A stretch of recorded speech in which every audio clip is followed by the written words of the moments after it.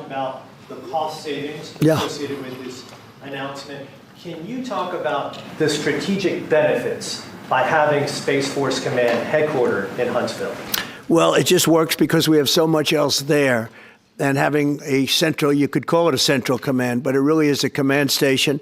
Also, even locationally, where it is, and when you think about flying distances, if you can save a half an hour as fast as some of these planes go and things go, and even the rockets go, if you can save by having the best location. So we went out, as you know, to experts, and we had 4 different groups of experts. They all said this was the best location.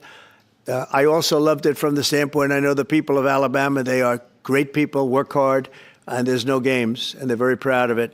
And I would say they fought harder for it than anybody else also. A lot of states, 5 states really wanted it, but they wanted it more. And I kid you not when I say that these people, they spoke to me a lot.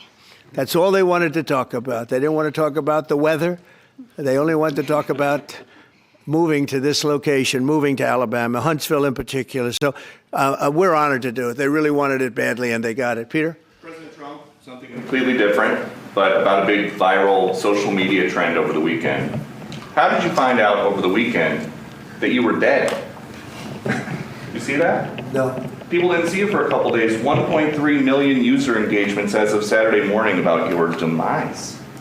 Really? I didn't see that. You know, I have heard, it's sort of crazy, but last week I did numerous news conferences, all successful. They went very well, like this is going very well.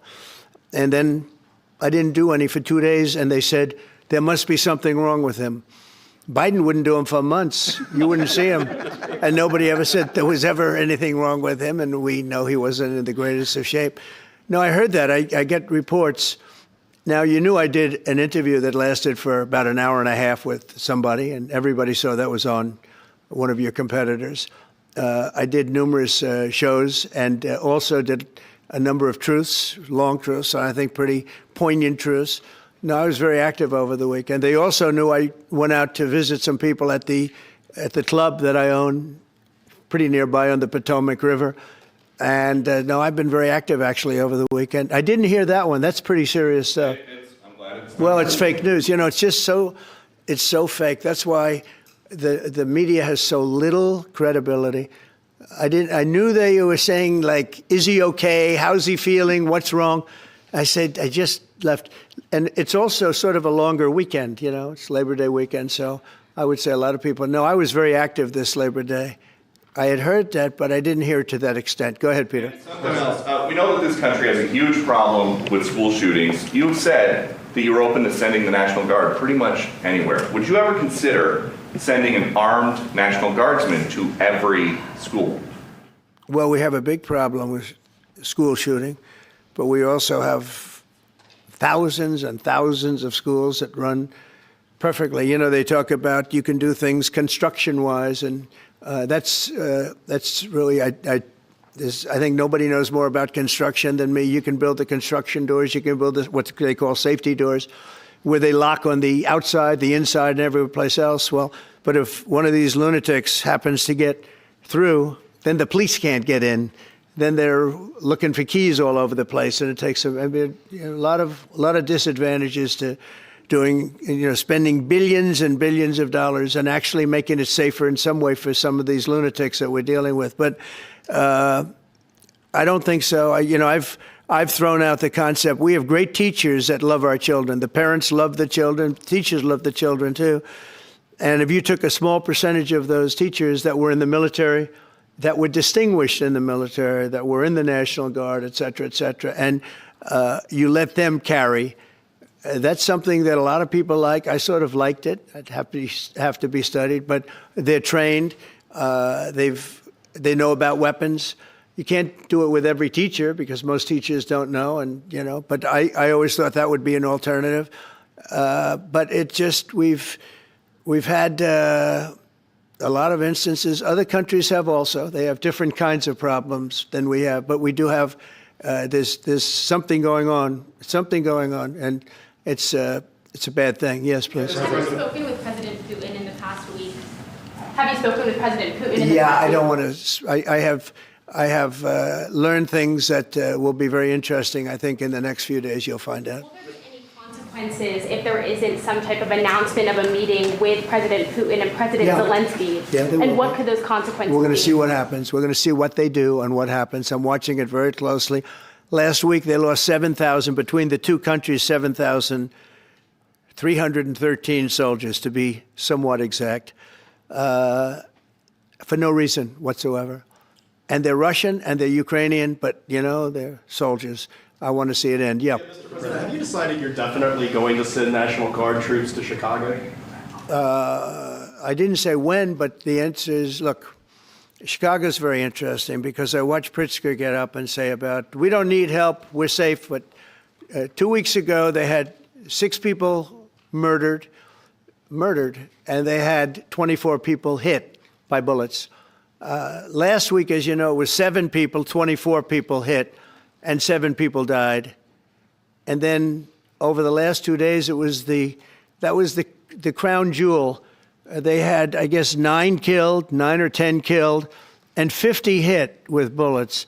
And you have this governor get up, who's a terrible governor. Probably he and Gavin Newsom would be probably the 2 worst and most naive. They're naive. Either they're naive or they're very untruthful. And he'll say, we don't want any protection. We don't need. So in the last 3 weeks, he's lost almost 20 people killed. There's no place in the world, including you can go to Afghanistan, you can go to places that you would think of. They don't even come close to this. Chicago is a hellhole right now. Baltimore is a hellhole right now.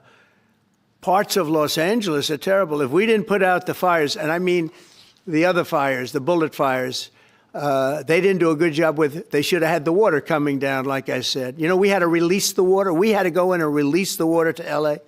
It's so badly run. But if I didn't send the National Guard into Los Angeles, I would be making an announcement today. I'd be talking about Huntsville, and I'd simultaneously be saying, by the way, the Olympics is not coming to Los Angeles.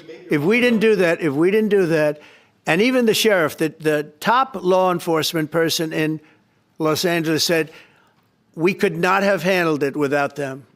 So that's what he said. Make your mind up on Chicago, though? Well, we're going in. I didn't say when. We're going in. When you lose, look, I have an obligation. This isn't a political thing. I have an obligation. When 20 people are killed over the last 2.5 weeks, and 75 are shot with bullets.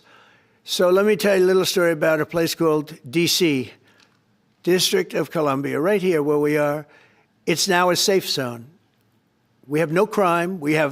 It's in such great shape. You can go and actually walk with your children, your wife, your husband. You can walk right down the middle of the street. You're not going to be shot, Peter. You're safe.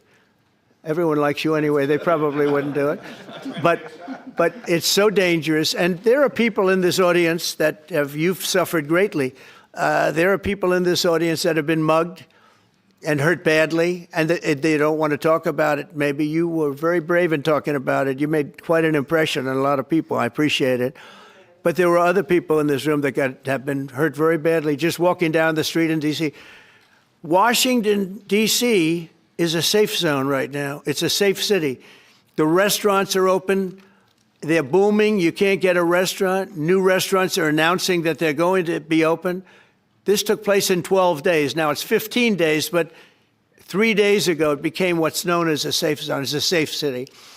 And this city was really bad, really, really bad. We took 1,600 people out, hardcore criminals that will not be coming back anytime soon. And we're very proud of it.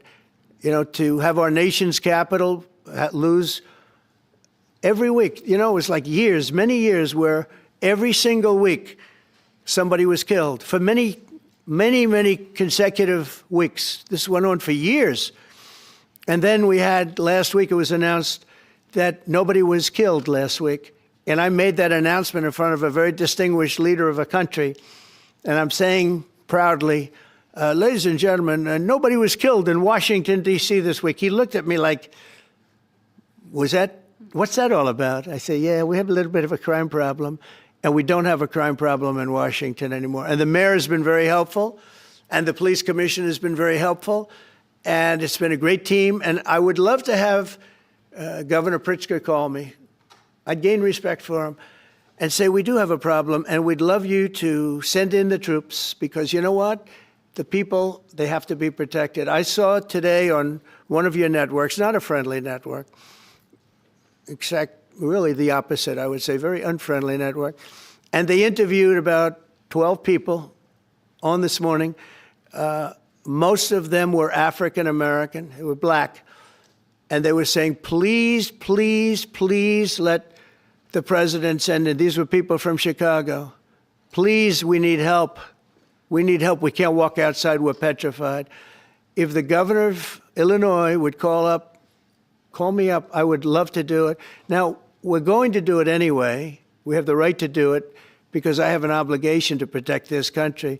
And that includes Baltimore. I saw where Governor Moore was asking me to take a walk down the street of Baltimore. Well, Baltimore is a very unsafe place. It's rated number 4 in the city, one of the most unsafe places anywhere in the world.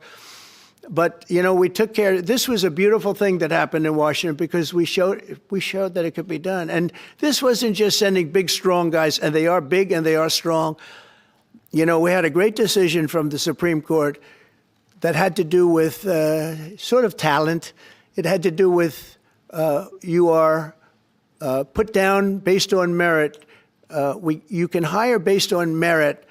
So merit for a soldier or for a policeman is strong, physically fit, having a certain ability, not a person that is woke and got the job through woke, but wasn't strong enough to lift a gun out of the holster, et cetera, et cetera. No, I looked at the police. As you know, last week I went over, we had a meeting there had to be 300 people, and they were all very impressive looking. And when the bad guys see them, they're not going to do a thing. And so I'm very proud of Washington. It serves as a template, and we're going to do it elsewhere. But Chicago is certainly going to be high. I would love to have him call. I would love the governor of Illinois. I'd be honored to take his call. All he has to do is say, sir, we need help. It's out of control. And everyone knows it is. He's not kidding anyone. I would love to have, I would say, Governor Moore call, because I watched him over the weekend trying to explain that Baltimore, what they need is housing. No, they don't need housing. They need to get rid of the criminals. These are hardcore criminals. You know, we took many people off the streets of Washington, D.C. They're hardcore. They're not going to be good. In 10 years, in 20 years, in 2 years, they're going to be criminals. They were born to be criminals, frankly. They were born to be criminals, and they're tough and mean, and they'll cut your throat, and they won't even think about it the next day. They won't even remember that they did it. And we're not going to have those people. Washington, D.C. is now a safe zone. It's a safe place. And you can walk, Katie, you can walk right down the street with, by the way, one of the biggest human beings I've ever seen, which is her husband. He was a football player for like 11 years in the NFL. He's a big person. But big doesn't mean anything when they have guns and when they have knives and everything else that they have, right? But you can walk right down the street, even by yourself, and you're totally safe. Washington, D.C. is a great thing. Yes, ma'am, please. Mr. President, as you're calling on Democratic leaders across the country to work with you on crime, do you see your efforts here in D.C., including, for example, working with Mayor Bowser here as a model for bringing more bipartisanship in matters, not only with crime, but also issues that matter to everyday American people's lives? So Mayor Bowser's been great.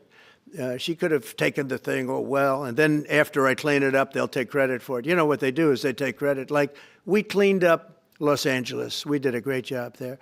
And it was overwhelming what was going on. And again, the police chief made a statement that we could not have done, there's no way they could handle it. You saw what was happening out there. It was going to be a disaster. We stopped it cold. If we didn't do that, would have been a very sad day. And you know, remember, we have the Olympics, we have the World Cup, we have all these things coming, and we have 250, all of these things coming. But I watched Newsom get up and say he's doing a great, he's not, we're the ones that did it, and that's okay, whatever it takes, but the main thing is but he got up and said, we did it. Well, he didn't want us there, and he's going to need us again because it's starting to form again. I see it. It's starting to form again. You know, we have to maintain. It's like maintenance on an airplane. You can buy it, but you have to maintain it. And if you don't maintain it, a good plane becomes very unsafe very quickly. So it's an honor to do it. A lot of presidents wouldn't do what I'm doing. I don't need this heat. But when I watched television last night and I'm watching the news and I see that 9 people were killed in Chicago and 54 were badly wounded with bullets, I say, that's not this country. We have to do something. And I do say this, I say this very much. I'm not speaking to anybody but them right now. I would love to receive calls from governors and mayors saying they need help. We'll help them. We have a lot of people. We have a great force. We have a great military force. You know, Pete will tell you that when I was running for office, and this was a big headline, I think, probably got me a couple of votes, but you couldn't sign people in the military. Nobody wanted to join the military, the Army, Air Force, the Navy, Marines, Space Force, Coast Guard. We never forget Coast Guard because they've done such a great job. Never. But nobody wanted to join any of them. We were way below what we wanted. Every single one. The closest was the Marines, whatever that is. You'll explain that to me. But the closest was the Marines. But every service was way down, way down. And then I got elected, and our country's the hottest country anywhere in the world right now. Everybody's talking about the USA. They're talking about the job that we're doing. Everybody. We have the best economy. We have a very, very important decision being made by the Supreme Court because our country is the richest, the strongest, the most powerful. But if for some reason some liberal court, I'm talking about the court that just ruled, where even an Obama judge voted in favor of us, which I gave him a compliment yesterday, as you know. I said that took great courage. But it's a liberal court, and it's going up to the Supreme Court, who I think have been incredible people. I think they've made very wise decisions. But the tariff question, because without the tariffs, this country is in serious, serious trouble. We've taken in almost $17 trillion of investment is coming in. Most of it is coming because of tariffs. And if for some reason somebody wanted to be politically correct, I actually think it's unpolitically correct. I think politically correct is to approve it, because there's nothing so popular as what's happened to our country. Our country is doing so well. But we had a liberal court gave us a very shocking ruling, and that ruling is basically saying that the trillions of dollars that are pouring into our country, putting us in a position like no country is anywhere in the world, that they'd like to see us that taken away. By the way, a lot of the people behind that lawsuit, that particular, are from foreign countries, I might add. There's a video that is circulating online now of the White House where a window is open to the residents upstairs and somebody is throwing a big bag out the window. Have you seen this? No, that's probably AI generated. So Actually, you can't open the windows. You know why? They're all heavily armored and bulletproof. So that's a fake video? Well, it's got to be, because I know every window up there. The last place I'd be doing it is that, because there's cameras all over the place, right? Including yours. No, but every window, I've never seen a window that's, in fact, my wife was complaining about it the other day. She said, love to have a little fresh air come in, but you can't. They're bulletproof. And number one, they're sealed. And number two, each window weighs about 600 pounds. You have to be pretty strong to open them up. No, that has to be, where was the window? Let me see.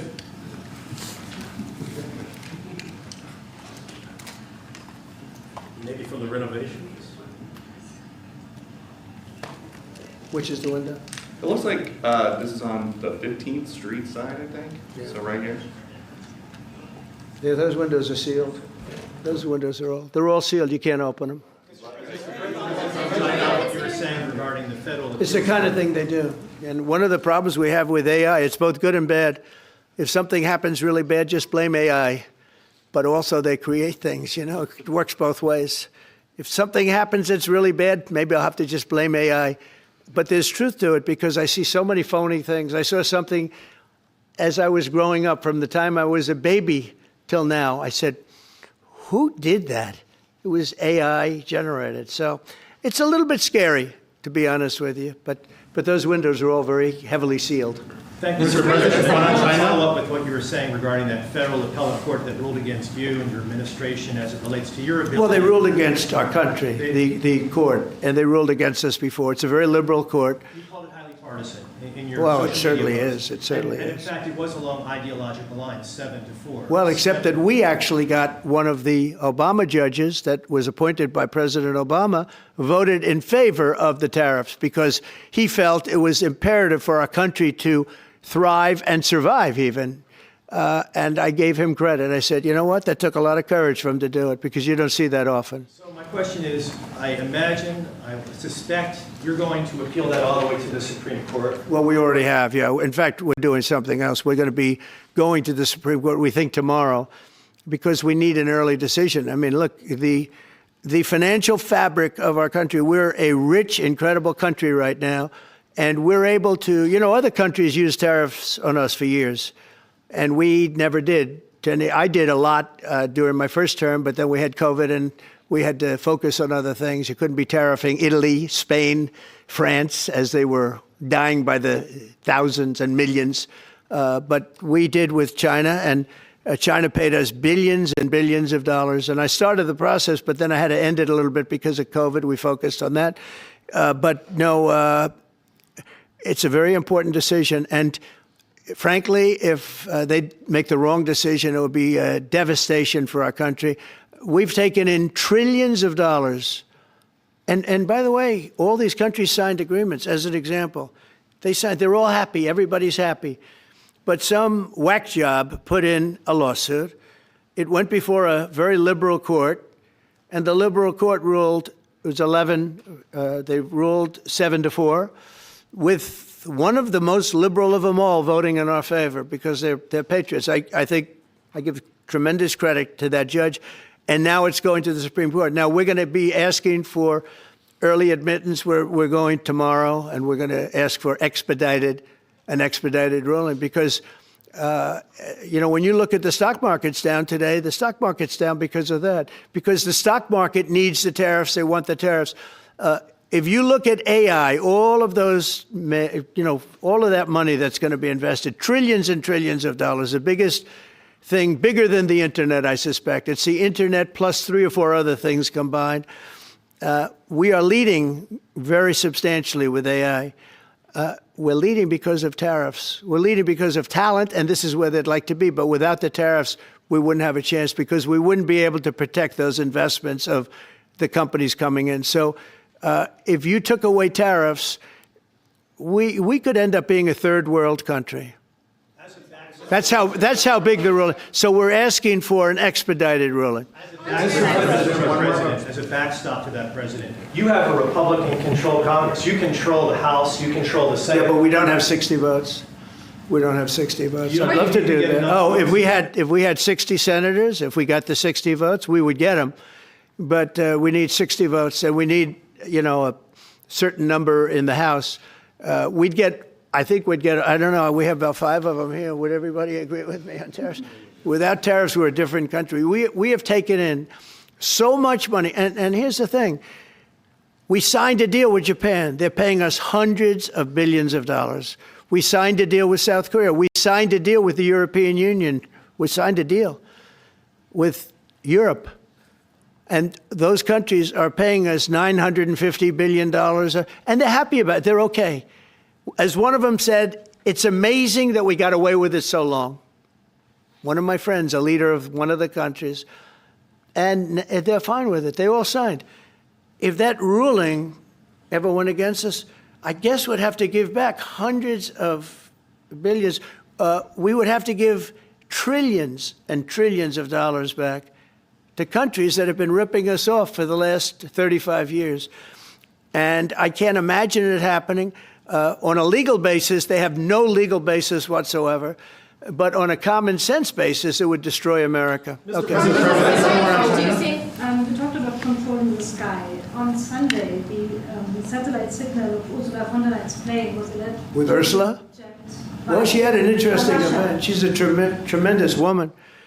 And so what are you asking me about her? NATO is concerned about it, about this. True, NATO is concerned about it. Well, nobody knows where it came from, but they did take away her ability to use a phone. you know? Sometimes that's a good thing. Sometimes that could happen to me. I'd be very happy. Mr. President. Considering reducing the tariffs on India from 50%. What does that mean? Are you considering taking away some of the tariffs that you've imposed on India? You had posted. No, we get along with India very well. But India has, you have to understand, for many years it was a one-sided relationship. Only now, since I came along, and because of the power that we have with tariffs, India was charging us tremendous tariffs, about the highest in the world. They were about the highest in the world, number one. And we, therefore, weren't doing much business with India, but they were doing business with us because we weren't charging them. Foolishly, we weren't charging them. So they would send in massive, everything they made, they'd send it in, pour it into our country. Therefore, it wouldn't be made here, which is a negative. But we would not send in anything because they were charging us 100% tariffs. And, I'll give you an example, Harley-Davidson. Harley-Davidson couldn't sell into India. There was a 200% tariff on a motorcycle. So what happens? Harley-Davidson went to India and built a motorcycle plant. And now they don't have to pay tariffs. Same thing as us. So what we're doing is literally thousands of companies are coming into the U.S., car companies, AI, but, more traditionally, car companies. We have so many car company factories under construction or being designed right now. And they're coming from China, they're coming from Mexico, I must tell you, and they're coming from Canada, a lot of them coming from Canada. But they're coming into our country because they want to build here. And they want to build here for two reasons. Number one, they'd like to be here. And number two, the tariffs are protecting them. And number three, they want to avoid paying tariffs. When they build their cars here, they don't have any tariffs to pay. When you build here, you don't have any tariffs. Mr. President, Go ahead, in light of the Minnesota shooting last week, the Department of Homeland Security is now awarding more than $100 million to hundreds of faith organizations across the country to help them ramp up security. What's your vision for further protecting religious liberty across the country amid incidents of threats and So violence? religious liberty is so important. And we're talking about every religion now. And we're doing things on that nobody else has ever done. And we're going to be having a big announcement in about 2 weeks on that question. Yeah, please. On Space Command, sir, are you concerned that people may not be willing to relocate from Colorado to Alabama? No, I'm not worried. We'll get somebody else. Colorado. I mean, the problem with Colorado is they have a very corrupt voting system. Look, I have so many friends in Colorado. Anytime you have mail-in voting, you have corrupt elections. Very simple. It's very simple. Even Jimmy Carter said it with his commission. They set up a commission with him and Scoop Jackson and some people, highly regarded people.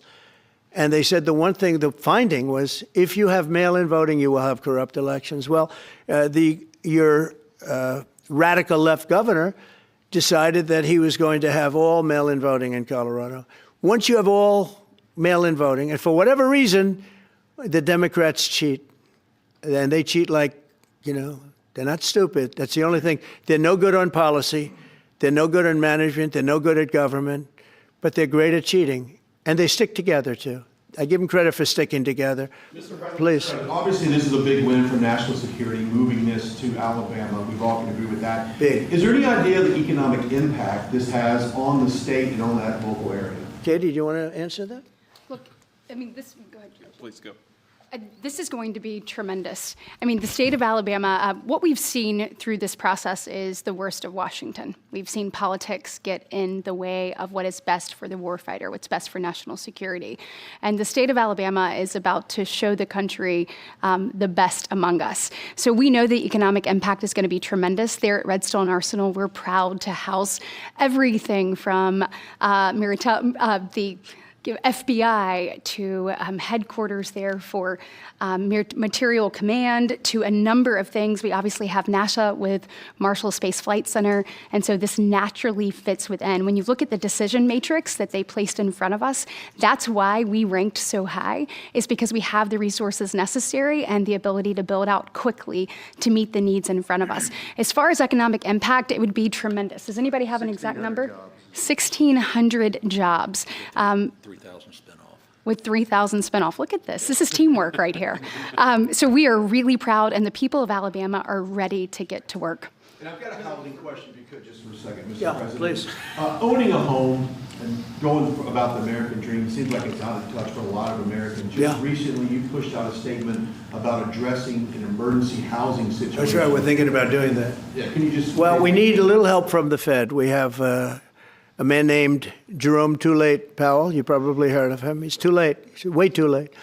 And the economy is so strong that it's pushing through that. Normally, it would have been much tougher, but we're doing so well that we're pushing through it. But it makes it very hard for people to get mortgages because too late is too late.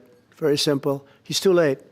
And probably political, whatever. He wasn't too late before the election. Before the election, he was cutting rates, right? Because he was hoping that, I guess, Biden would get in or that Kamala would. He was a big Biden guy. Explain that one. And then he was a Kamala person. But he was hoping, I guess, she'd win, I guess. I don't know. It didn't work out too well. But yeah, we need a very serious cut. You know, I think that if you look back many decades ago, the United States was always the lowest, even if they were doing badly. The United States was, because without the United States, everything in the world would die. It's true. It's so powerful. It's so big, and I made it really big in the first 4 years. Then it started to degenerate with what this Biden administration did, but we've built it up to a level that I never thought we could be at this quickly. We're the hottest, we're the best financially. The money coming in is so big because of tariffs and other things, but because of tariffs. Tariff gets us even those other things. Plus, it gets us great negotiating. I settled 7 wars, and numerous of those wars were because of trade. And numerous of the trade deals that I made were because of tariffs. It gives you a great negotiating ability. If that ability were taken away from us by a liberal court acting on essentially foreign nations asking to get help from the United States government, when they've been doing this to us for 40 years, that's why we have $38 trillion in debt. We won't have it for long if they let us if they allow us to do what everybody knows we should be able to do. Yeah, please. Mr. President, another Biden-era action that you're now reversing is that you signed a deal last week to make federal buildings adopt and embrace classical architecture styles again. Can you talk to us about why you do that, and also what's your vision? Well, we want to see beautiful buildings. Now, you know, it's in the eye of the beholder. I've seen architectural reviews over the years. I'm an expert at it. I've gotten a lot of great reviews. But I've seen buildings that I didn't think were very good get great reviews, and I've seen great buildings get bad reviews. So, but it's just a standard. We want to have a good standard. We're building something here. You know, for 150 years, they wanted a ballroom at the White House. We're doing something at the highest level, using great architects and all. And, you know, it's very exciting. But we have a lot of interesting things happening architecturally in D.C. And D.C. is like a different place. And, you know, even the contractor said, sir, we walked down today, we feel like much safer. It's like a different place. Washington, D.C. is great. Now, we're going to also beautify it. We're going to put a topping on the roads. We're not going to rip them apart and take 4 years to build a road that was exactly the same by the time you build it. But we're going to put toppings. We're going to put new medians in. We're going to get the graffiti off. We're going to put tiles up in the tunnels where the tiles are missing. We'll do the whole tunnel instead of, you know, a little area where you see new tiles, old tiles that never look too good, but they could use it. You know, they've been up for 50 years. They've served their duty. But we're going to make this within about a 20-mile radius from the White House. We're going to have this place spick and span. It's going to be crime-free, and it's going to be spick and span. It's going to be, you'll be proud of Washington again. Go ahead, please. Sir, China's having a massive military parade that President Putin and Kim Jong-un will be attending. Do you interpret that as a challenge to this? And are you concerned at all about those countries trying to be some sort of counterweight? Not at all. China needs us, and I have a very good relationship with President Xi, as you know, but China needs us much more than we need them. No, I don't see that at all, no. And I had actually a very good meeting with President Putin a couple of weeks ago. We'll see if anything comes out of it. If it doesn't, we'll take a different stance. February March today in California ruled that your deployment of National Guard troops to Los Angeles was illegal.